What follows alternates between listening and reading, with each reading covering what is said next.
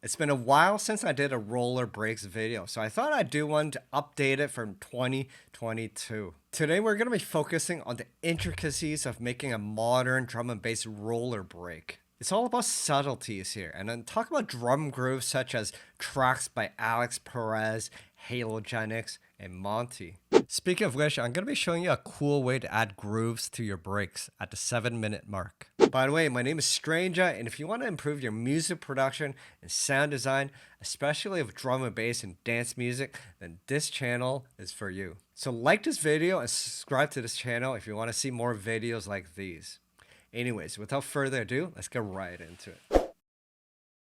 Alright, so the first step to making a modern roller drum and bass break, it's all about drum selection. Selecting the right hits. For modern drum and bass, you want tight kicks and snares, and there's a number of ways to go about this. But first and foremost, let's select the sample. So I have a number of kicks here, and they all have a little bit of grit and dirt at the mids and the top. That just helps the kick have a little more character, and it helps the kick cut through in the mix over the sub bass. So having that character on top of the bottom frequencies is important. So check out these kicks that I have here.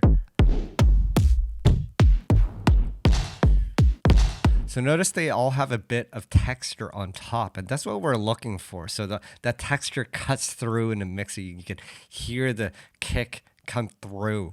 So we're using a standard two-step pattern with the kick, so I'm going to use this kick over here. Now notice this kick, there's a lot of low frequency here. It's kind of boomy, and that's gonna come into conflict with the sub bass as you work on the track. So I like to tighten the kick so that it doesn't get so boomy. So I like to make it nice and short by reducing the length of the kick and then adding a fade to it. And then adjust the length to taste. All right, and that sounds much better. We just want that top to hit through, and we don't need that sub frequency. Another way to help it come through in the mix is pitching up the kick, because we really just want it to hit. We don't need those low frequencies, so you're free to pitch it up. Around there sounds good. So I have it 4 semitones up. So same thing with the snare. You want nice and tight snare. So either choose samples that are nice and tight, or use the same methodology we did with the snare by shortening the sample. So I have a snare here, and it's on the 2 and 4. Now with snares, sometimes I like to overlay it with like a clap sample to help it fill it up, and also the clap helps the attack of the snare. So we can find a clap here. And I have a number of claps here, and the benefit of this is we can cycle through and see which one sounds the best. That sounds all right. Now, again, we're going to go into the sample. Let's shorten this a little. We don't need this additional tail at the end of the snare, so I'm going to shorten it. Add a fade like before. And I think the snare can be pitched up as well. That just makes it sound tighter, and let's hear it with the clap. Let's try pitching up the clap. Clap sounds better now pitched up. We can try shortening the clap. And now adjust the clap level. You just want to tuck that clap underneath. So I brought it down by -2 dB. That sounds much cleaner now. All right, let's move on to the hi-hat section now. So with the hi-hats, I like to select a number of different hi-hats to kind of create a little more groove as opposed to using the same hi-hat. But the first thing we're going to do is just use one hi-hat, draw across the lane. And then let's hear it with the kick and snare. That sounds all right. However, we can switch it up. So for the hi-hat that plays on top of the kick, we can change it up.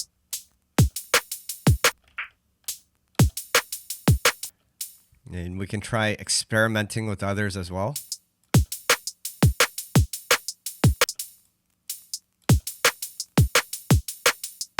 Another thing we can try is shortening the hi-hats as well. So this first hi-hat here, we can try shortening it.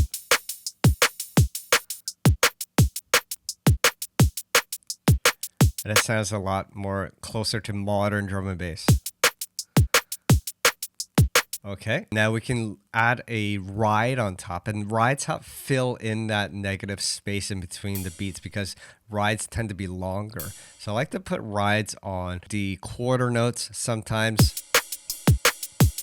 You can put it on eighth notes as well, but I like it like that. And then I like to tuck the ride so it's nice and low. It's just there to fill in that space. Again, let's try pitching up the rides. Again, it fills that air. It just fills that space so it's a bit more fuller.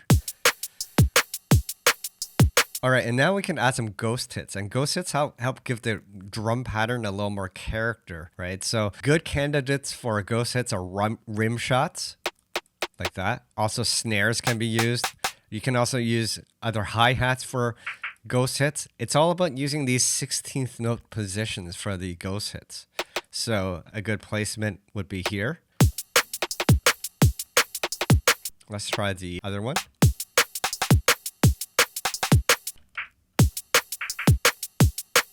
Sometimes I like to switch it up, so let's go back to this one. Now this one I think could be sound shorter. So here's a technique for creating ghost hits. You can pitch up the snare and then shorten it. So it's a bit too high. Let's try 4 semitones instead. That's sounding good. Now it's a bit loud, so I'll bring it down. Again, I like to switch it up. So maybe this one is this one and this one is up here. Perhaps this one could be shorter as well.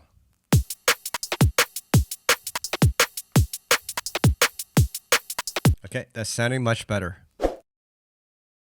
So now that we have the drum pattern, it's all about adding some groove to the pattern. And what I mean by groove is the placement of notes in regards to the grid. So adding groove is all about adding a human element to your drum pattern so that it sounds a little more natural and stands out above from the rest. When your beats are on the grid, they sound a little more robotic, and there's nothing wrong with that. Sometimes some rhythms call for that. But if you add a little more human element, then your rhythm can sound a little more unique, and you can add a special touch to your drum patterns. So speaking of which, today's sponsor is Vocal Pockets, and they have a product called Groove Builders, and they developed this through their proprietary means, which allows you to access grooves modeled off industry hits by well-known producers and tracks. So I have a link down below if you're interested in Groove Builders, and it's currently available at a great discount, so check it out. Essentially, Groove Builders allows you access to next level quantization settings, which allows you to take your beat off the grid and make it sound more dynamic and natural to help your beat stand up above the rest. So here's what's in the pack, and this product is designed to work across all major DAWs, including Ableton, Fruity Loops Studio, Cubase, Logic, Nuendo, and even Studio One. So as you can see in the pack, there's a number of different grooves here, and each groove has a different vibe and feel. So each set contains a number of different grooves for specific note lengths. So you have rhythms for 1/8, 1/16, and 1/32, and even triplets. So the idea here is to apply the correct groove to each pattern. So for example, the kick and snares will probably use the 1/8, and we'll use the 1/16 for hi-hats. And they recommend you to mix and match different rhythms. For example, we can mix the pop with the R&B, and you'll get a little more interesting vibe by combining these different grooves. So for the kick and snare, we're gonna use this R&B savvy one, and we're gonna select it from the groove pool here. And then it's all about seasoning it. So like increase the timing. The higher the value, the more intense the groove. Let's use the same one for the snare. Now, this is especially audible when you apply it to hi-hats that have ghost notes. So let's use a different one for the hi-hat. So we're going to use the R&B New D swing. And since we have ghost notes, we're using 1/16. Again, dial it from 0 to 100 just to hear the difference.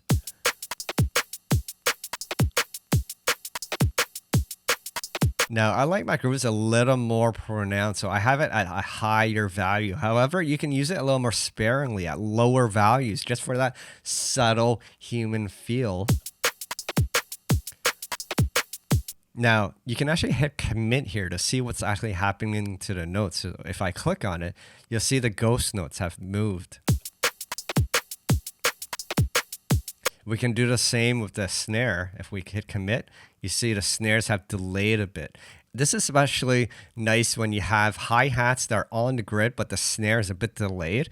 It makes the snare sound a little snappier. So we can hear it in comparison. So I have the same pattern with no groove. And then groove. Notice the one with groove builders, there's a little more vibe to it. Notice that the snares snap a little more because of that delayed snare. And those ghost hits are sound a little more funky, a little more human. So it sounds a little more organic. Again, no groove.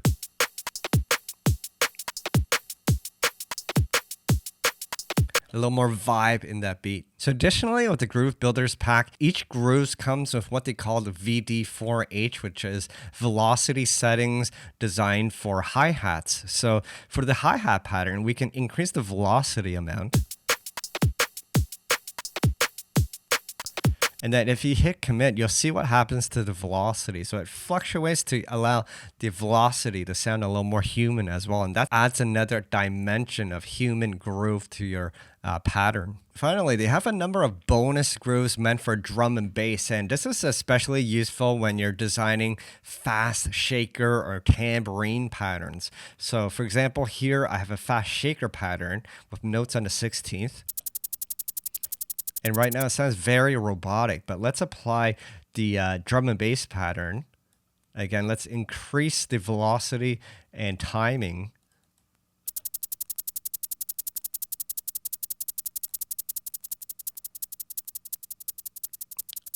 That sounds more like a real shaker now. And let's hit commit so you can see what's happening. You can see the groove now. And let's hear that over the beat.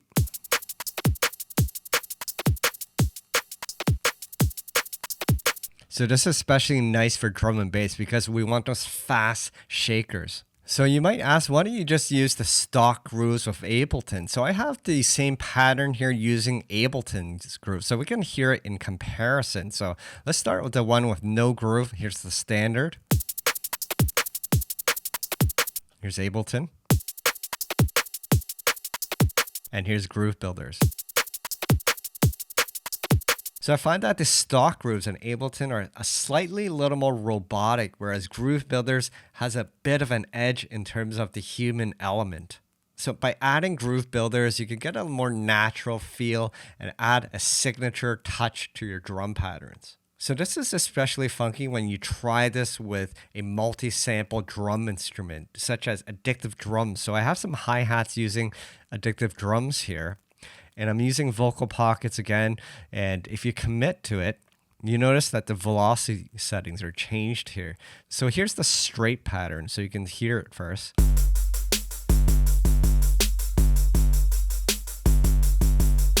Now notice what's happening to the hi-hats when I apply the groove.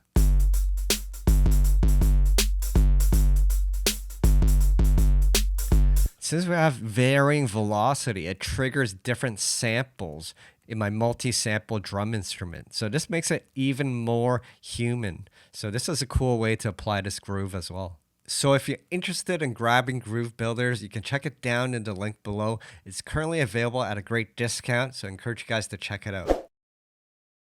All right, now that we have the pattern and the groove, we can apply a little more processing to help our drums come through and add additional characteristics. So one thing I like to do is add a bit of a plate reverb to the snare. It just gives the snare a little more air. So I have a reverb here. And I like to use a super short decay time.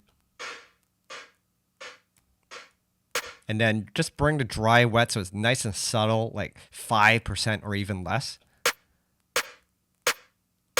And you can decrease the size of your reverb as well.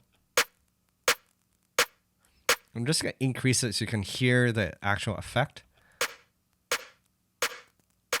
Adding a pre-delay helps as well.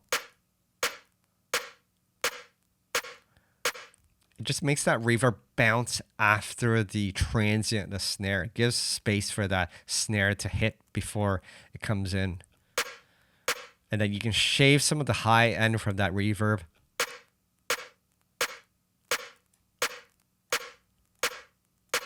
And then tuck it down again. You see how it gives it a little more air? Okay, another cool trick that I've been doing recently is adding some clipping to your snare. And what this does is, especially if you're layering claps and snares together, clipping it will make it sound a little more glued together. And again, it gives that modern, in-your-face feel. So one way to use clipping, you can download a free clipper such as G-Clip. There's a number of different clippers out there. But if you have Ableton, then you can also use the glue compressor as a clipper. So the way this works is leave a threshold at 0 and then increase the makeup. So if you have a oscilloscope, then you can see what's actually happening, and this helps. So I'm using SM Exoscope, which is for free, and I'll leave a link down below if you're looking for this one. So notice that our snare looks like that right now, but a lot of modern drum and bass snares, they clip it so it's almost like a brick wall, so it cuts through in the mix. So let's increase the makeup. And you can see now it's squared out. It's more like a brick wall now. Now, because we're increasing the makeup, it's a lot louder. So you have to compensate that by reducing the volume. So I have this utility here, and we can bring down the gain. Okay, so again, let's check out before. It was like this. And that sounds a lot more together. And you can increase the makeup to taste if you want to really smash it, then push it even further. So now that sounds a lot more upfront. It looks like a nice square. So let's hear that in the mix. Here's before.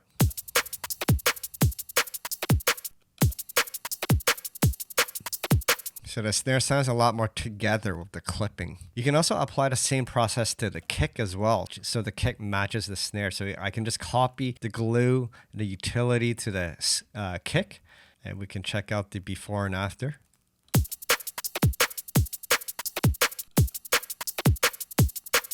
So now the kick sounds a lot more upfront, but you may have to tighten up the length now because now it's a little more boomy because you're clipping it.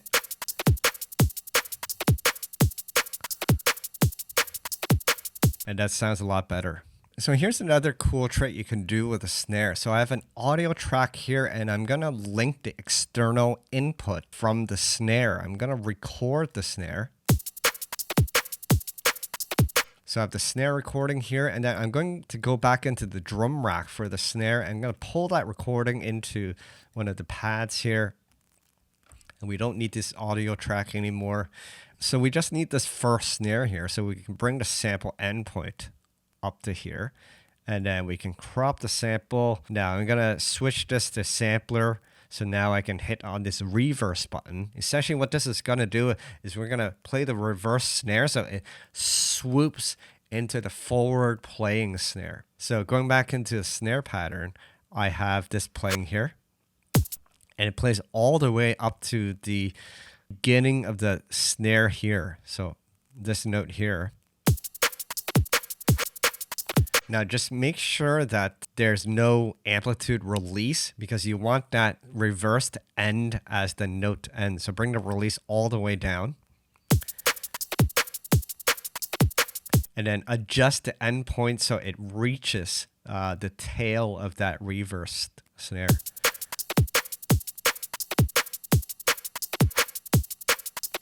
And then you just want to tuck the volume down so it's nice and subtle. Remember, it's all about subtleties here. I think that's the lesson of today's video. It's all about adding these subtle variations that create that signature groove. Because that's what makes your drum beat stand out, by adding all these subtle elements to essentially give your beat that signature vibe. All right, so once you have that done, you can group your drum tracks together, and now we have a drum bus, and you can add additional effects. Sometimes I like to saturate my drum bus. Now, as you increase it, you got to bring the output down to compensate. A neat trick I like to do is if you Command G to make this an audio effect rack, you can now map your drive to macro 1, map output to macro 1 as well. Click map and set min as 0 for both. But as you increase the drive, you want to decrease the output. So now you can automatically adjust kind of auto gain. It's not perfect, but it works.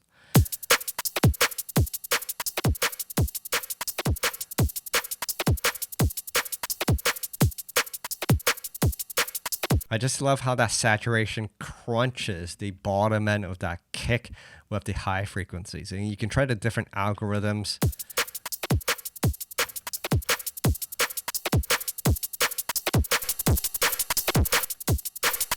The hard curve sounds especially nice if you want that aggressive sound saturation.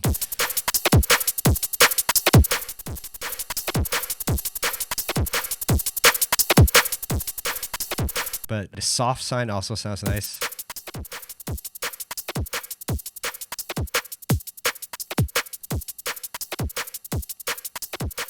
Notice it just sounds a little more funkier when you add that saturation. Now, if you have nicer plugins, you can add an additional cool element of analog saturation. For example, I have Arteria's 1973 plugin here, which is kind of a channel strip EQ, and we can increase the input gain here for that saturation.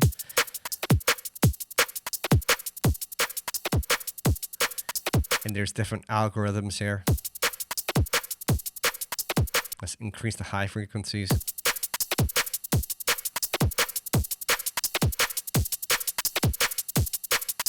Notice when you really push the signal, it kind of glues all the sound together. So now it sounds more like a cohesive break as opposed to individual drum hits. That's sounding super tasty now. All right, now that you have your drum break, you can save it for future uses. Sometimes what I like to do is I like to bounce the break to audio so we can export the break. I'm going to save this as a wave. So if you've bounced the break to audio, you can then import it and then you can chop it up, right? So we can take this part, we can create kind of a step-out rhythm.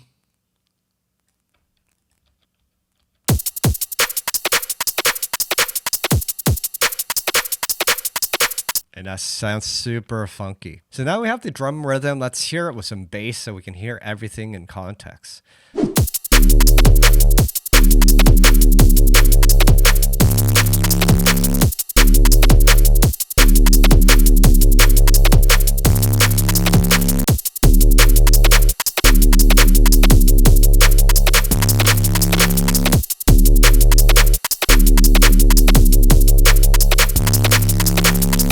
Oh yeah, vibes. All right, so I provided a number of little tricks here. So hopefully you picked up one or two things to apply to your own personal process. Remember the basics here. It's all about drum selection and then fine tuning your drums so it sounds nice and tight, and then applying additional grooves, post-processing and effects to really tie that groove and give you that signature vibe. By applying all these tricks and adding subtlety, you'll be on your way to creating some modern drum and bass breaks. If you enjoyed this video and you want to see more like them, make sure you hit the like button and subscribe to my channel. All that helps my channel grow. Alright, that's pretty much it for today, guys. Thanks for watching, keep practicing, and I'll see you at the next video. Hey, if you want to support, you can check out my products in the link below. My rollers kit for Ableton is out now, containing 23 modular instruments and over 400 MIDI and audio patterns. Use it to spark creativity for your next track. For the most upfront sounds in bass music, you can grab my gnarly serum pack or wubs and wobbles for Vital. You can also check out my jungle and liquid Ableton production kits. Hint, if you don't have Ableton, you can grab the wave packs. If you're not ready to buy yet, you can always check out my free products also in the link below. Anyways, always appreciate your support. Have fun creating!